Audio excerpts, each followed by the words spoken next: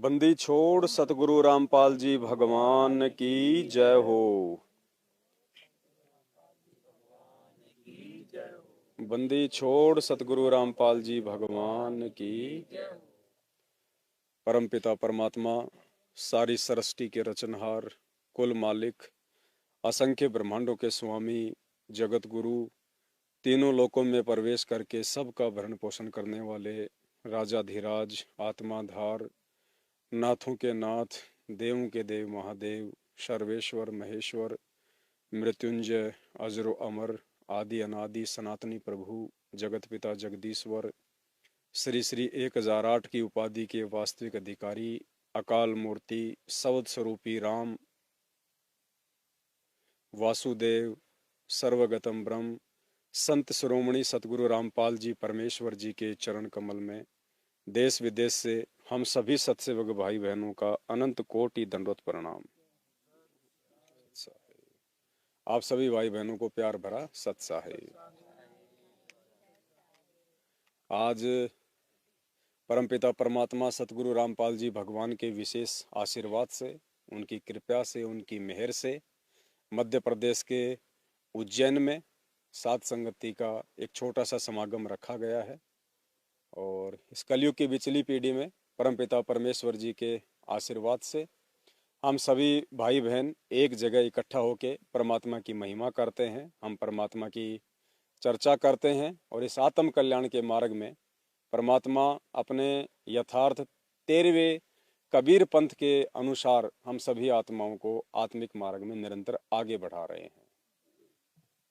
तो आज एक मौका दिया परमात्मा सतगुरु रामपाल जी भगवान ने सभी भाई बहनों के बीच में बैठ के साध संगति का, और ये जो छोटे छोटे जो ये समागम हो रहे हैं परमात्मा के आशीर्वाद से, इनका बहुत ज़्यादा महत्व है, क्योंकि परमात्मा की वाणियाँ हैं और बहुत सी बार परमात्मा ने हमें समझाया भी है। संध्या आरती में भी हम रोज़ पढ़ते हैं, एक जो मालिक की जो वाणी आती है, जो एक शब्द आता है, उसमें परमात्मा कहते हैं कि साधु संगति पूर्ण पद ज्ञाना, जन्म कर्म मेटो दुख दुंदा। तो साधु संगति से हमें पूर्ण ज्ञान होगा वास्तव में भगवान और भक्ति के विषय में। साधु संगति का मतलब परमात्मा ने हमें जो ज्ञान दे दिया, हमें जो वचन और इन शास्त्रों का जो सार निकाल के हमें दे दिया गुरुदेव ने, फिर उसके ऊपर हम सभी भाई बहन मिलके बैठ के हम उस पर हम चिंतन करें, हम मनन करें कि हमारे लिए इसमें क्या छुपा हुआ है। वो बातें जो हमारे विश्वास को दृढ़ता दें, हमारी आत्मिक चेतना को जागृति दें, सतगुरुदेव जी के प्रति और उनकी भक्ति के प्रति हमारा विश्वास जो है वो दृढ़ हो। इसलिए परमात्मा ये सात संगतियाँ रखवाते हैं इस कलयुग की बिचली पीढ़ी में। और इन धार्मिक भंडारों का, इन संत समागमों का बहुत ज़्यादा महत्व है। ये हमारे 5वें यज्ञ के अंतर्गत भी आता है और वैसे भी बहुत ज़्यादा वर्तमान में इसकी बहुत ज़्यादा इसकी महत्वता है। जो ये छोटी छोटी जो सात संगतियाँ रखी जा रही हैं, देखो हमको यहाँ पे कोई भंडारा करने के लिए नहीं आते हैं, ना कोई इकट्ठा होता है कोई भंडारे के लिए। ये भंडारा तो केवल एक बहाना है, एक माध्यम है। इस भंडारे के बहाने हम अपने परमात्मा की चर्चा कर लेते हैं, छोटी छोटी शंकाएं होती हैं हम उनका समाधान निकाल लेते हैं, गुरु जी के प्रति हमारा विश्वास बढ़ता है इन सब बातों से। तो ये केवल एक बहाना है। आज से पहले जो धर्म भंडारे हुआ करते थे, परमात्मा ने कभी उनको नकारा नहीं है। गुरुदेव ने अपने एक सत्संग में बताया कि पहले ये भंडारे हर जगह होते थे और भगत एक दूसरे के घर पे जाते, उनको भोजन कराने का विशेष लाभ मिलता उनको, साधु संतों को।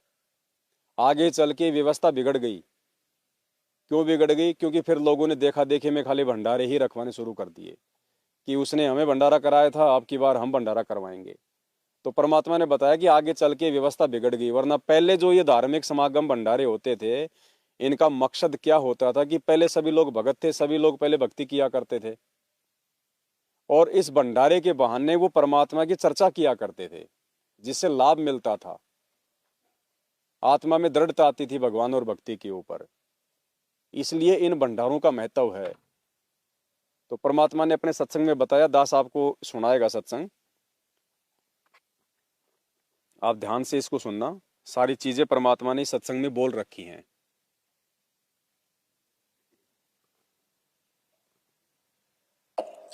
या परमात्मा आते हैं एक सुचारू, स्वयं आते हैं या मेरे जैसे दास को भेज देते हैं। ज्ञान वही होता है, परमात्मा विधान वही होता है। अप्लीकेबल वो खुद भी करते हैं, अपने नुमाइंदे रिप्रेजेंटेटिव से भी उसको वो सुचारू करवा देते हैं, लागू करवाते हैं। तो पहले क्या होता था, जैसे शादी ब्याह होया करती, विवाह होता था तो पूरे गांव में से प्रत्येक, पहले तो चूल्हा न्योत होया करता, छोटे घर थे, गांव थे, पूरे के पूरे घर को आमंत्रित करते थे कि आज आपने हमारे घर भोजन खाना है।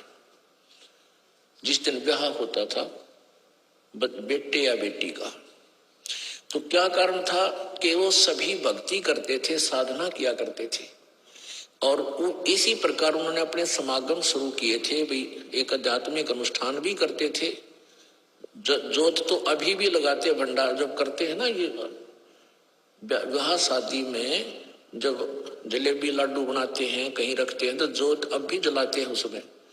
तो अब तो वह लकीर पीट रहे हैं, और आज तुम्हारे खा का ये मैं तुमने बोला, मैं तुम्हारे खा का आया था, इसलिए वो एक परंपरा बन नहीं। पहले ये उद्देश्य था कि सभी भक्ति करते थे और भक्तों को अपने घर पर बुला के आहार कराया करते थे। तो ऐसे फिर वो कभी उनके होता था, वो भी यही लालच करते थे कि सारे भक्त आवे, भगवान की यहाँ चर्चा चलावे, अन्न खावे, संत को खिलाने का लाभ मिले। तो ये परंपरा चलती चलती फिर इतनी बिगड़ गई, फिर न्योते शुरू हो गए। तुम वो न मारे, न्योता दिया था मैं भी उनके देखा हूं, अन्यथा नहीं। तो ये प्रोग्राम तो पहले बिगड़ का बिगड़ा हुआ रूप हो गया। तो ऐसे आप अपनी भक्ति करते रहिए, आपको हानि नहीं होगा। जैसे ये दास आपको मना करता है कि जो कोई धार्मिक अनुष्ठान करते हैं, आन उपासना करने वाले, वहां आपको नहीं जाना चाहिए, उस दिन आहार नहीं करना चाहिए वहां पर, क्योंकि उस दिन वहां जाने में आपका सहयोग होगा उस शास्त्र विरुद्ध साधना में। गीता जी अध्याय नंबर 16 के श्लोक नंबर 23 में कहा कि शास्त्र विधि को त्याग कर जो मनमाना आचरण करते हैं,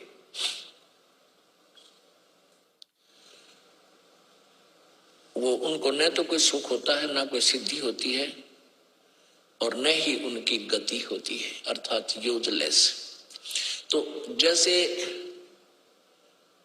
शास्त्र विधि त्याग का मनमाना आचरण करने वाले को परमात्मा के द्रोही कहा है, यानी विधान तोड़ रहा है। जैसे कोई चोरी करता है या कोई और अवैध कार्य करता है, उसमें आप भी सहयोग देते हैं तो दोनों दोषी होते हो, इस प्रकार। और वैसे आप कहीं जाते हो, खाना उद्देश्य है, लेकिन जो मांस मिट्टी शराब वगैरह प्रयोग करते हो उनका तो आहार भी नहीं करना चाहिए। जिस दिन कोई जैसे धार्मिक अनुष्ठान करते हैं, ये ड्रामाबाजी को 13वीं कोई 17वीं कोई की तो और लड़का हो गया तो और पंगा, तो उनमें नहीं जाना चाहिए आप। तो परमात्मा ने अपने छोटे से सत्संग में बिल्कुल साफ कर दिया है कि ये जो संत समागम जो होते हैं, ये पहले ये केवल इसलिए हुआ करते थे कि हम उस बहाने हम वहाँ जाके परमात्मा की महिमा करेंगे, परमात्मा की हम चर्चा करेंगे। खाना खाना या खिलाना किसी का कोई उद्देश्य नहीं होता था। तो वर्तमान में आज हम जितने भी जो सात संगत से जुड़े हुए भाई बहन हैं, जहाँ जहाँ भी परमात्मा सात संगतियाँ रखवा रहे हैं, तो हमारा मकसद है परमात्मा की चर्चा, परमात्मा के सत्संगों पे विचार करना, मंथन करना, चिंतन करना, आध्यात्मिक मार्ग में हमारे को दृढ़ता मिले उन सब चीज़ों से। तो इसलिए आज इनका महत्व है बहुत ज़्यादा। और कबीर सागर के सरलार्थ में तो गुरुजी ने स्पष्ट लिखा हुआ है कि भगत को संत समागम करवाना अनिवार्य है। अब आज से पहले ये चीज़ें निकल के क्यों नहीं आई सामने? क्योंकि पुण्यात्मा आज से पहले, क्योंकि ये सात संगतियाँ तो थी नहीं, और ना तो लोग इस भगवान को जान पा रहे थे, ना उसकी भक्ति को जान पा रहे थे। और अगर आज से पहले अगर परमात्मा आदेश अगर दे देते ये भंडारों के लिए, तो फिर ये देखा देखी हो जाती।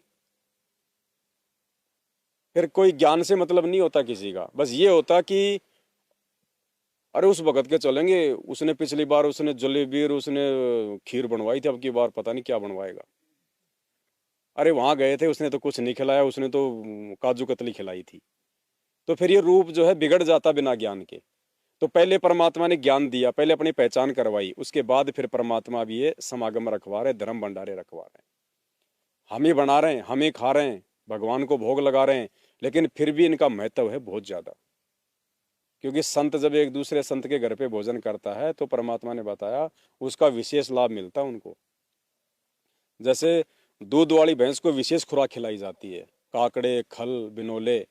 क्यों खिलाई जाती है उसको विशेष खुराक? क्योंकि वो दूध देती है। बाखड़ी भैंस को नहीं खिलाई जाती है सारी चीज़ें। तो जो भगत होते हैं, भगतों को खाना खिलाने से विशेष लाभ मिलता है। तो कबीर सागर के सरलार्थ में भी गुरुजी ने स्पष्ट रूप से लिखा हुआ है, पेज नंबर 162 के ऊपर।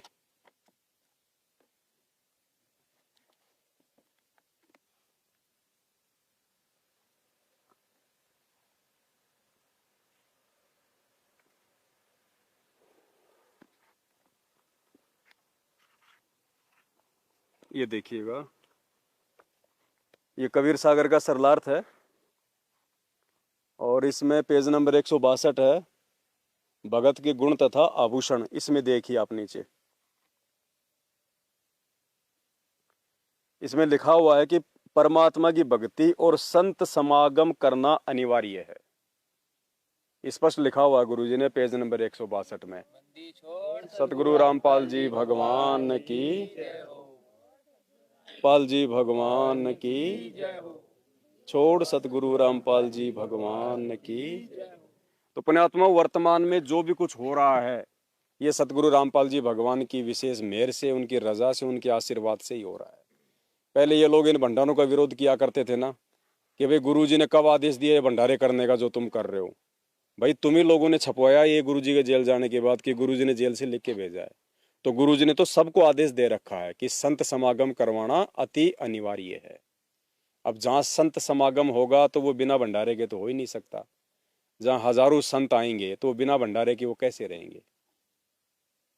तो जो भी कुछ चल रहा है परमात्मा के आदेश से चल रहा है, परमात्मा की विशेष मेहर से चल रहा है।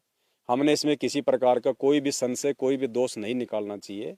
और वैसे भी हम सबको पता है, जो अनजान व्यक्ति हैं वो तो दोष निकाल सकते हैं, लेकिन जो भाई बहन साथ संगति से जुड़े हुए हैं, जो संत समागम में आते हैं, उनको तो अच्छे से पता है कि हम यहाँ पे क्या करते हैं, हम किसकी जो है हम महिमा करते हैं, किसकी हम चर्चा करते हैं। तो थोड़ा सा ये बताना जरूरी था उन सभी भाई बहनों के लिए जिनके मन में थोड़ा बहुत ही सवाल हो, शंका हो, ये दोष हो कि भाई ये जो भंडारे कर रहे हैं, साथ संगतियाँ कर रहे हैं, ये गुरुजी का आदेश है कि नहीं है। तो सब कुछ परमात्मा के आदेश से, उनकी रजा से ही चल रहा है। तो अब हम आज की साथ संगति हम शुरू करते हैं। और साथ संगति को शुरू करने से पहले हम परमपिता परमेश्वर का मंगलाचरण करेंगे, हम उनकी स्तुति करेंगे। बंदी छोड़ सतगुरु रामपाल जी भगवान की जय हो। बंदी छोड़ सतगुरु रामपाल जी भगवान की। बंदी छोड़ सतगुरु रामपाल जी भगवान की। ग्रीव नमो नमो शतपुरस को नमस्कार गुरु की नहीं। सुर नर मुनि जन साधु संतों सर्वस दीन ही। सतगुरु साहिब संत सब दंडोतम प्रणाम। आगे पीछे मध्य हुए तिनको जा। नराकार निर्विषम काल जाल भय भंजनम। निर्लेपम निज नीर गुणम अकल अनुपभय सुन। सोहम सुरति समापतम सकल समाना नीरतल उजल हिरंबर। वार पार नहीं मध्य तम ग्रीव जो सुमर सिद्ध होई। गणनायक गलताना करो अनुग्रह सोही। पारस पद परवाना आदि गणनायक देवन देवा। चरण कमल लोलाऊं आदि अंत करूं सेवा। परम शक्ति संगीतम हृदय सिद्धि दाता सोही। अविगत गुण है अतीतम सत्य पुरुष जगदम्बा जगदीशं। मंगल रूप मुरारी तन मन अर्पूं शीशम। भक्ति मुक्ति भंडारी सुर नर मुनि जन। ब्रह्मा विष्णु महेशा शेष सहस मुख गावें। पूजे आदि सरीखा वरुण धर्म राय ध्यामे। सुमरथ जीवन जी का मन इच्छा फल। 33 कोटि अधारा ध्यान से 88 उतरे भव जल पारा। कट है यम की फांसी 33 कोटि अधारा, ध्यावे 88। उतरे भव जल पारा, कटे यम की फांसी। बंदी छोड़ सतगुरु रामपाल जी भगवान की जय हो। बंदी छोड़ सतगुरु रामपाल जी भगवान की जय हो। बंदी छोड़ सतगुरु रामपाल जी भगवान की जय हो। कर जोड़ूं विनती करूं, धरूं चरण पर शीस। सतगुरु रामपाल जी भगवान ने दियो नाम बख्शीस। कोटि कोटि सिजदा करूं, कोटि कोटि चरण कमल में राखियो, मैं बांदी जाम गुलाम। जय इब कै सतगुरु मिलै, सब दुख आँखों रोज। चरणों पर शीस धरूं, कहूँ जो कहनी होए। गुरु जी तुम ना भूलियो, चाहे लाख लोग मिले। हमसे तुमको बहुत हैं, तुमसे हमको नाही। तुमरे विसारे क्या बने, मैं किसकी शरण में। शिव विरंच मुनि नारदा, तिनके हृदय न समाऊं। अवगुण किए तो बहुत किए, करत न मानी। भावे बंदा बख्श दियो, भावे गर्दन तार। अवगुण मेरे बाप जी, बख्शो गरीब निवाज। जो मैं पूत कपूत हूँ, बहुर पिता को। मैं अपराधी जन्म का, नक्सिक भरे विकार। तुम दाता दुख भंजना, मेरी कुत्ता थारे दरबार का। मोतिया मेरा नाम, गले प्रेम की जेवड़ी। जांखें छो वहाँ जाऊं मैं, तो करो तो दूर दूर करो तो जाऊं। जो राखो त्यों ही रहूं, जो देवो सो खाऊं। बंदी छोड़ सतगुरु रामपाल जी भगवान, बंदी छोड़ सतगुरु रामपाल जी भगवान की जय हो। बंदी छोड़ सतगुरु रामपाल जी भगवान की।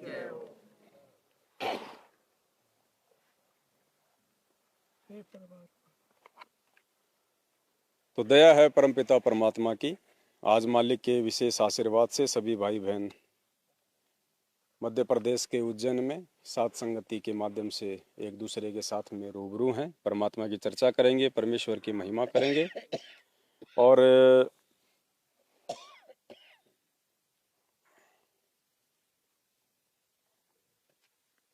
आप सभी भाई बहनों को ये परमात्मा के शब्दों की महिमा वाली पुस्तक तो मिल गई होगी।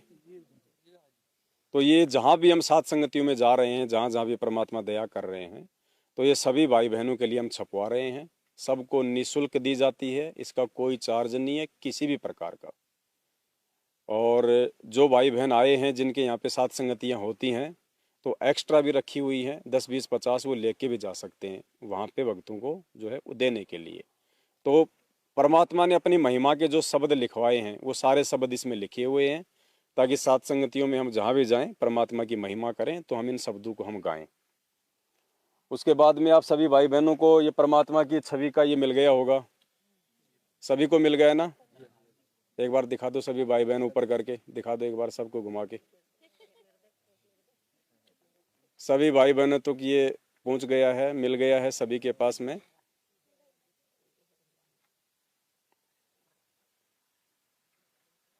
A4 साइज में है ये, और इस पे लेमिनेशन करवा रखा है पूरे पे बढ़िया। तो सबसे पहले इसमें परमात्मा की छवि है, और उसके बाद में इस पे लिखा हुआ है, ध्यान से देखिएगा, मंगलाचरण के बाद पूर्ण परमेश्वर से सुबह की प्रार्थना। यानी हमें परमात्मा ने जो बताया है, कबीर सागर के सरलार्थ में भी लिखा हुआ है, गुरुजी ने बताया कि सबसे पहले भगत जब सुबह बिस्तर छोड़ता है, उठता है, तो सबसे पहले भगत ने मंगलाचरण करना है सबसे पहले। और मंगलाचरण के बाद में भगत ने जो वाणियां जो बोलनी है उठते ही, वो वाणियां यहाँ पे जो है उल्लेख दी गई हैं। समर्थ साहिब रत्न उजागर, सत्य पुरुष मेरे सुख के सागर। ये वाणियां परमात्मा ने यहाँ पे लिखवा दी हैं।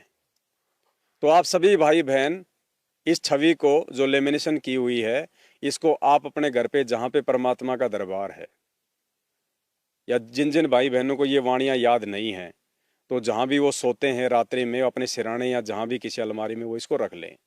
और जैसे ही वो सबसे पहले सुबह उठें तो परमात्मा का मंगलाचरण, और मंगलाचरण के बाद में इसको हाथ में लेके, अगर उनको याद नहीं है तो सबसे पहले ये वाणियां बोलनी है हमने, सबसे पहले जो परमात्मा ने बताया। और शंका समाधान पुस्तक में भी सबसे पहले परमात्मा ने यही लिखवाया है कि सुबह सबसे पहले उठते भगत ने किन वाणियों का उच्चारण करना है। ये परमात्मा की महिमा है। ये एक प्रार्थना, एक अरदास है उस परमात्मा से कि सुबह उठते हमने क्या मांगना उस परमात्मा से, हमें क्या चाहिए मानव जीवन प्राप्त करके, क्या मांगना चाहिए उस परमात्मा से, किस भाव से मांगना चाहिए। तो सुबह सबसे पहले उठते ही देखो, हम परमेश्वर के यथार्थ 13वें कबीर पंथ के हम पंथी हैं। हम 12वें पंथ के भगत नहीं हैं, हम 13वें पंथ के भगत हैं। 13वें पंथ के संचालक स्वयं सतगुरु रामपाल जी भगवान है, पूर्ण परमात्मा है। तो अब हमने 13वें पंथ के अनुसार ही अपनी साधना करनी पड़ेगी, जो परमात्मा ने हमें सिखाई है, जो इन पुस्तकों में लिखा हुआ है। तो 13वें पंथ का जो भगत होगा, जो साधक होगा, संत रामपाल जी भगवान का जो शिष्य होगा, शिष्या होगी, वो सबसे पहले उठते ही मंगलाचरण, और मंगलाचरण के बाद में ये समर्थ साहिब रत्न उजागर, सत्य पुरुष मेरे सुख के सागर। संध्या आरती में भी आती है लास्ट में, ये आया है बंजारा केशव आया है। उसके बाद में यही लाइन आती है, 5-7 लाइनें हैं ये। उसके बाद हमने ये लाइनें उच्चारण करनी है सुबह उठते ही। ये याद रखना हम सभी भगत भाई बहनों ने, परिवार में जो भी उपदेशी हैं, बच्चे वगैरह, माता पिता, सबको बताना है। सबसे पहले उठते ही भगवान से हमने इसी प्रकार से ये अरदास करनी है। उसके बाद परमात्मा ने बताया कि जैसे भी अपना भाई, जैसे कोई नित्य नियम करता है या फिर जो भी जिसका जो रूटीन है, उस हिसाब से उसने आगे की अपनी वो क्रिया जो है उसने शुरू करनी है। तो दास जो करता है, दास एक बार आप सभी भाई बहनों को जो है मतलब बता देता है। तो सुबह उठते ही तो सबसे पहले परमात्मा का मंगलाचरण, चाहे बैठ के कर लो, चाहे आप खड़े होकर कर लो, जैसा भी है, कोई दिक्कत नहीं है। उसके बाद परमात्मा की ये वाणियाँ, समर्थ साहिब रत्न उजागर, चाहे बैठ के कर लो, चाहे खड़े होके कर लो, कोई दिक्कत नहीं है। चाहे दरबार साहिब में जाके कर लो, चाहे अपने खाट पे कर लो, चाहे अपने बिस्तर पे कर लो, कोई दिक्कत नहीं है। उसके बाद में दास सबसे पहले अपना हाथ मुंह धोता है। उसके बाद में परमात्मा का चरणामृत लेता हूँ सबसे पहले। परमात्मा का आदेश है सबसे पहले उठते ही चरणामृत लेना है। और परमात्मा ने एक सत्संग में बताया, अभी आपको बताएंगे, कबीर सागर में भी लिखा हुआ है कि जब ये प्राणी माँ के गर्भ में था तो इसने क्या परमात्मा से एग्रीमेंट किया था। इसने एग्रीमेंट किया था कि परमात्मा रोज उठते सबसे पहले मैं आपका चरणामृत लिया करूंगा। सतगुरु रामपाल जी भगवान की, क्योंकि दास आपको फिर ये छोड़ सतगुरु रामपाल जी भगवान की, क्योंकि बार बार ये बातें हमारे को दोहरानी पड़ेंगी, क्योंकि हम 13वें पंथ के पंथी हैं। और 13वें पंथ का जो पंथी होगा, जो भगत होगा संत रामपाल जी भगवान का, वो उन्हीं के अनुसार बताएगी क्रिया करेगा। हमने 12वें पंथ की भक्ति ना करनी है, ना 12वें पंथ की भक्ति से किसी का मोक्ष हुआ ना हो सकता है। उसके बाद में सबसे पहले उठते दास परमात्मा का जो चरणामृत है वो लेता है। चरणामृत लेने के बाद में परमात्मा नित्य नियम करवाते हैं। नित्य नियम जो भक्ति बोध पुस्तक है, दास उसको अपने हाथ में लेके और परमात्मा के दरबार में दास खड़ा होके पूरी आरती करता है। अगर किसी को दिक्कत हो, प्रॉब्लम हो, कोई बीमार है, वो बैठ के कर लो चाहे लेट के कर लो, उन परिस्थितियों में कोई दोष नहीं होता भगत को। कोई माता बहनें हैं, प्रेग्नेंट हैं, गर्भ अवस्था में है, वो दंडवत नहीं कर पाती हैं, तो परमात्मा ने बताया कि उनको जबरदस्ती उनको दंडवत नहीं करना है। वो अपने मन में भाव ले आवे परमात्मा को दंडवत करने वाले, तो परमात्मा उनके भाव को स्वीकार कर लेता है। साधु भूखा भाव का, धन का भूखा नहीं। और जब सामान्य स्थिति में आ जाए तो परमात्मा को उसी हिसाब से अपना दंडवत करना शुरू कर दे। कोई भाई कोई बीमार है, किसी का एक्सीडेंट हो गया है, दंडवत नहीं कर पा रहा है, तो मन में दोष नहीं रखना कि मेरा दंडवत नहीं हो पा रहा, मेरा यज्ञ पूर्ण नहीं हो पा रहा। मन में भाव होने चाहिए, मन में भाव रखें और मानसिक तौर पे परमात्मा को दंडवत करें। जब भी आरती हो, जब भी कुछ हो, आरती उस परिस्थिति में वो लेट के भी कर सकता है, वो बैठ के भी कर सकता है, कोई दिक्कत नहीं है। लेकिन आप सही हैं, युवा हैं, सामान्य अवस्था में हैं, आपको शरीर में कोई रोग नहीं है, तो फिर परमात्मा के विधान अनुसार ही हमने आरती करनी चाहिए। उनके दरबार में हमने फिर जो है खड़े होके भक्ति बोध हाथ में लेके आरती करनी है, क्योंकि सामने भगवान है। अरे पहले हम जब आन उपासना करते थे तो सामने कोई भगवान नहीं होता था, एक पत्थर की मूर्ति होती थी, और उसके सामने हम खड़े होके आरती करते थे पूरे परिवार वाले। आज भी आप देख रहे हो जितने भी मंदिर वगैरह सब के अंदर खड़े होके आरती होती है, क्योंकि सामने अगर भगवान है, आपने अगर मान लिया, तो भगवान के आगे फिर बैठ के आरती नहीं होती है। पहले राजा महाराजा होते थे, हम टीवी सीरियल में देखते हैं, फिल्मों में देखते हैं, संतरी मंत्री, राजा बैठा होता था, संतरी मंत्री उसकी सेवा में खड़े रहते थे, बैठा नहीं करते थे वो, उसकी आज्ञा के बिना, उसके आदेश के बिना खड़े खड़े रहते थे वो, क्योंकि उनकी ड्यूटी थी, वो नौकरी थी उनकी। तो आज धरती पे पूर्ण परमात्मा सतगुरु रामपाल जी भगवान के रूप में प्रकट हैं। चंद पुण्य आत्मा उनको जानती हैं, उनको पहचानती हैं। तो जो जान गए, जो पहचान गए, उन्होंने तो भगवान प्रसन्न करना है। आधा घंटे में, 1 घंटे में खड़ा होने में कुछ नहीं जाता। कई लोग अपने काम के सिलसिले में जाते हैं, उनको बस में उनको सीट नहीं मिलती बैठने को, 2 घंटे ऊपर हाथ करके डंडा पकड़ के भी जाते हैं। नहीं जाते क्या? कल को जानवर बन जाएंगे, पशु बन जाएंगे, घोड़े बनेंगे, गधे बनेंगे, हमें कौन बैठने देगा? बैठने का आराम ही नहीं मिलेगा हमारे को। बोरे पे बोरे लादे जाएंगे, गाड़ियां लादे जाएंगे, बुग्गी लागे जाएंगे, सामान इधर से उधर दौड़ते रहेंगे, बैठने का सौभाग्य नहीं मिलेगा फिर। तो जो भी कष्ट उठाना है आज ही उठा लो, इस मानव शरीर में उठा लो। और ये तो कोई कष्ट भी नहीं है, परमात्मा ने बताया इससे भी हमारा तप बनता है। भक्ति में तप भी होता है, इस भक्ति में भी है तप। यथार्थ भक्ति बोध के सरलार्थ को जब आप पढ़ोगे, सबसे पहले परमात्मा ने लिखा हुआ है कि भगत का भी तप होता है। तप मतलब वाणी का भी तप होता है, शरीर का भी तप होता है, यानी इस भक्ति को करने में। और हमें जो भी कोई असुविधा का सामना करना पड़ता है, हमारे घर वाले हमें दुखी करते हैं, हमारे को परेशान करते हैं, कोई गालियां निकालता, कोई हमारे को कुवचन बोलता है, और हम यदि उन कुवचनों को सहन करते हैं परमात्मा के ज्ञान आधार से, उनके वचनों पे चलते हुए, तो मालिक ने बताया वो हमारी वाणी का तप बन रहा है, हम उसको सहन कर रहे हैं। यदि हमारी कोई मार पिटाई होती है फिर भी हम इस मार्ग को नहीं छोड़ते हैं, तो वो हमारे शरीर का तप है। हम साधु समागम में जाते हैं, संत समागम में जाते हैं, वहाँ पे कोई सेवा करते हैं अपने शरीर से, वो हमारे शरीर का तप बन रहा है। तो हर प्रकार से इस भक्ति में परमात्मा ने हमारे को समझा रखा है। आने वाले समय में यथार्थ भक्ति बोध के सरलार्थ पे लाइव आएंगे, उसको हम समझने का पूरा जो है प्रयास करेंगे। परमात्मा ने वैसे तो उसको खोल रखा है पूरा, परमात्मा के द्वारा सरलार्थ किए गए को ही हम पढ़ेंगे और अच्छे से हम उसको समझेंगे, और अपने जीवन में हम उन चीज़ों को हम लागू करेंगे। तो इस प्रकार से पुण्यात्मा हम तेरे पंथ की भक्ति कर रहे हैं। बहुत सोच समझ के चलना पड़ेगा, बहुत मर्यादाओं में रह के चलना पड़ेगा। गुरु को भगवान मान के नहीं, गुरु होता ही भगवान है, ये सोच के भक्ति करनी पड़ेगी। मानना तो एक मजबूरी हो गई कि गुरु को भगवान मानना पड़ेगा, वो तो एक मजबूरी हो गई, फॉर्मेलिटी हो गई। नहीं, इतना ज्ञान दे दिया भगवान ने, कुछ बाकी नहीं रहा। गुरु ही परमात्मा होता है। उस परमात्मा को आवश्यकता नहीं है कोई बिचौला भेजने की, कोई संत भेजने की, कोई अपना कोई प्रतिनिधि भेजने की, वो समर्थ है। जब काल भगवान 1000 रूप बना सकता है, 1000 कला का स्वामी है। अक्सर पुरुष 10,000 रूप बना सकता है, 10,000 कला का स्वामी है। ये परमात्मा तो अनंत कलाओं का स्वामी है। इसको जरूरत नहीं है किसी को भेजने की, अपना मार्ग आगे बढ़ाने के लिए, कोई संदेशा देने के लिए। ये समर्थ है। और कहते हैं समर्थ का काम उसी को साजे और करे तो मूर्ख बाजे। समर्थ का काम कोई दूसरा नहीं कर सकता है। तो अब हमने बहुत सोच समझ के अपने जीवन में भी हमने जो है परिवर्तन लेके आना पड़ेगा, बदलाव लेके आना पड़ेगा।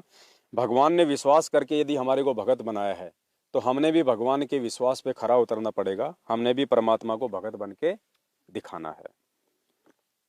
तो ये कबीर सागर का सरलार्थ है, और इसमें पेज नंबर है 212। परमात्मा ने एक जग जीवन, एक राजा था, उसकी एक कथा इसमें लिखी हुई है। और ये इतनी मोटी पुस्तक 512 पेज की या 600 पेज का जो कबीर सागर का सरलार्थ है। परमात्मा का तो एक एक सेकंड बड़ा कीमती है।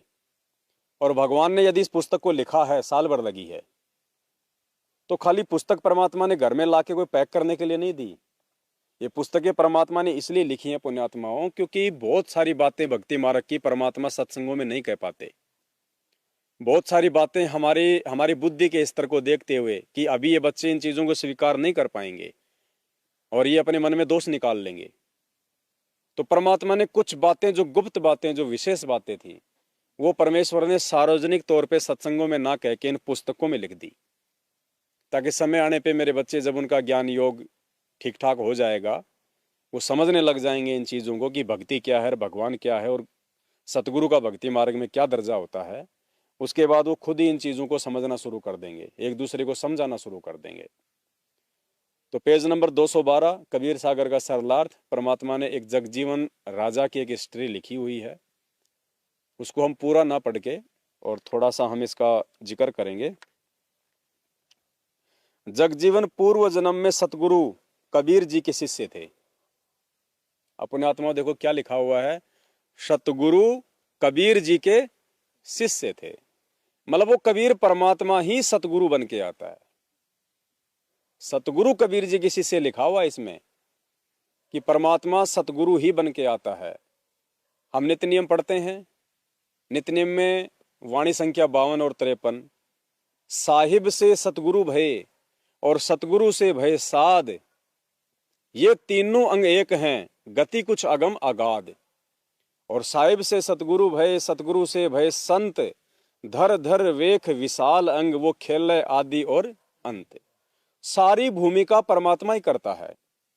साहिब से सतगुरु भय, साहिब यानी वो परमात्मा सतलोक में परमात्मा के रूप में बैठा हुआ है, साहिब के रूप में बैठा हुआ है। साहिब से सतगुरु भय, नीचे इस धरती पे आके अपने तेज पुंज के शरीर को हल्का करके वो एक सतगुरु की भूमिका निभाता है हमारे को ज्ञान समझाने के लिए। तो साहिब से सतगुरु भय और सतगुरु से भय साध, साध यानी भगत है। फिर वो एक मुंह बोला किसी को अपना गुरु बना के भगत की भूमिका भी वो करके दिखाता हमारे को कि एक भगत के क्या लक्षण होने चाहिए, अपने गुरु जी के प्रति भगत के क्या विचार होने चाहिए, कैसी उसमें आधीनी होनी चाहिए। तो सारी भूमिका परमात्मा खुद करता है हमें समझाने के लिए। तो हमने अपने सतगुरुदेव जी के दिखाए रास्ते पे चलना है, किसी और के कहने पे नहीं चलना। कोई भी व्यक्ति आके हमें कोई भी बात बोल दे, जब तक वो बातें हमारे गुरुदेव के ज्ञान से मेल नहीं खाएंगी, हमें अस्वीकार्य हैं। आज यही हो रहा है संगत में। दो ग्रुप इसीलिए हो गए, एक ग्रुप जो लाखों की संख्या में है, जो अपनी खुद की सोच आधार से चल रहा है, उनको कोई भी कोई आदेश दे देता है उसी को वो लोग फॉलो कर लेते हैं। वो ज्ञान से उन चीज़ों की तुलना नहीं करते कि हमें परमात्मा ने 27 साल से सत्संगों में क्या समझाया, क्या बताया, और आज हमसे उस गुरु जी के आदेशों की आड़ में क्या करवाया जा रहा है। तो वो मार खा रहे हैं। परमात्मा ने भक्ति मार्ग का सारा खुलासा, अपना विधान अपने सत्संगों में, इन पुस्तकों में हमारे को डाल के दे दिया। अब हमने खुद निर्णय करना पड़ेगा, खुद विचार करना पड़ेगा। भक्ति हमने करनी है, भगत हम हैं, सतलोक हमने जाना है। परमात्मा ने सतलोक नहीं जाना है। वो तो ऑलरेडी सतलोक में एक रूप में बैठा हुआ है, दूसरे रूप में इस धरती पे आया हुआ है संत रामपाल जी के रूप में, तीसरे रूप में किसी और ब्रह्मांड में अपना ज्ञान प्रचार कर रहा है इस समय। वो तो पता नहीं क्या क्या खेल खेलता है परमात्मा। सारे भगत उसके पृथ्वी पे थोड़ी हैं, असंख्य ब्रह्मांड है, असंख्य ब्रह्मांड है। इसी कबीर सागर में परमात्मा ने गहरे गहरे खुलासे कर रखे हैं। खाली स्वर्ग लोक, पृथ्वी लोक, पाताल लोक यही नहीं है, और भी लोग है जहां पे ये सृष्टि चल रही है। एक ऐसा लोक बताया परमात्मा ने पूर्वन, जिसके अंदर 13 युग है। जैसे यहाँ पे 4 युग का है ना अपना ये, ऐसे वहां पे 13 युग होते हैं। तो परमात्मा वहां जाते हैं, वहां पे करोड़ों जीवों को परमात्मा ज्ञान समझाते हैं। ये ना सोचना कि आज गुरु जी जेल में बैठे हैं, हम भगत हैं, बस संगत में चल रहा है वही है, फलाना दिखना नहीं। पता नहीं कितने ब्रह्मांडों में परमात्मा सतगुरु बन के अपना ज्ञान प्रचार कर रहा है, कहाँ कहाँ क्या क्या वो संघर्ष कर रहा है। ये परमात्मा असीमित है, समर्थ है ये। तो हमने इनके दिखाए रास्ते पे चलना, किसी और के रास्ते पे नहीं चलना। ये दास भी आपको बार बार कहता है कि मेरी उन्हीं बातों को फॉलो करना, मेरी उन्हीं बातों पे यकीन करना जो बातें आपको गुरु जी के ज्ञान से मेल खाती हुई दिखाई दें। अन्यथा भगत भी एक दिन साथ छोड़ देगा। जब हम यहाँ से चलेंगे शरीर छोड़ के त्रिकुटी के लिए, तो कोई भगत साथ नहीं जाएगा, कोई साथ संगत वाला साथ नहीं जाएगा। जो भी फायदा उठाना यहाँ नीचे उठा लो, ज्ञान आधार से विचार करके। देखा देखी नहीं चलना कि उस भगत ने बोल दिया बिल्कुल सही है, फाइनल है, मार खा जाएंगे हम। ये देखा देखी चल रही है उन आश्रमों में, जिस कारण से सबकी मर्यादा खंडित है। काल किसी की बुद्धि नहीं खुलने दे रहा, किसी को समझ में नहीं आ रहा क्या सही और क्या गलत है। तो दया बख्शी है परमात्मा ने हम साथ संगत वालों पे। तो अब हमने बिल्कुल हर प्रकार से चौकन्ना होकर चलना इस भक्ति मार्ग पे। ये मौका बार बार नहीं मिलेगा ये कलयुग की बिचली पीढ़ी का, तो इसका भरपूर फायदा उठाना हमने। जगजीवन पूर्व जन्म में सतगुरु कबीर जी के शिष्य थे। देखो छोटी सी लाइन में कितने कंसेप्ट होंगे क्लियर। सबसे पहले तो देखो इस छोटी सी लाइन में